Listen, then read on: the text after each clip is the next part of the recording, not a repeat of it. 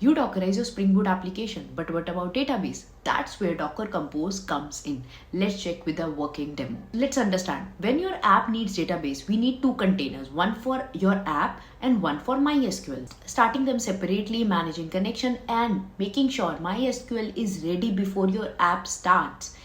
All of this is a mess, and Docker Compose solves all of that in one single file. Let's check the code. As you can see, I have a product entity which have your ID, name, price, then I have product repository, then I have a controller which have only one endpoint, that is get endpoint, get all products. In my main application on startup, I am loading 5 dummy products into MySQL. Now let's containerize this. First, your Docker file. We have seen this in our previous video. This will handle your Spring Boot app. But what about database? That's where Docker Compose file comes into a picture. I have already created this file. Now let's understand this file one by one. If you check here, we have two services. The services section define two containers, one for MySQL and the another one for your app. This is the name of your service. Now image, this is official MySQL image pulled from Docker Hub, no installation needed. Environment, so this will set your root password and create database automatically on the first run. Your ports mapping. Now health check, this is very important.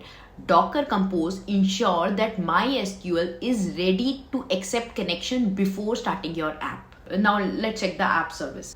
Build, so this will build your Spring Boot application from Docker file in the current directory. Depends on with condition service healthy. So the app will only start if MySQL passes the health check. Environment on app, override your application.properties with the correct DB URL. Now clearly notice the URL.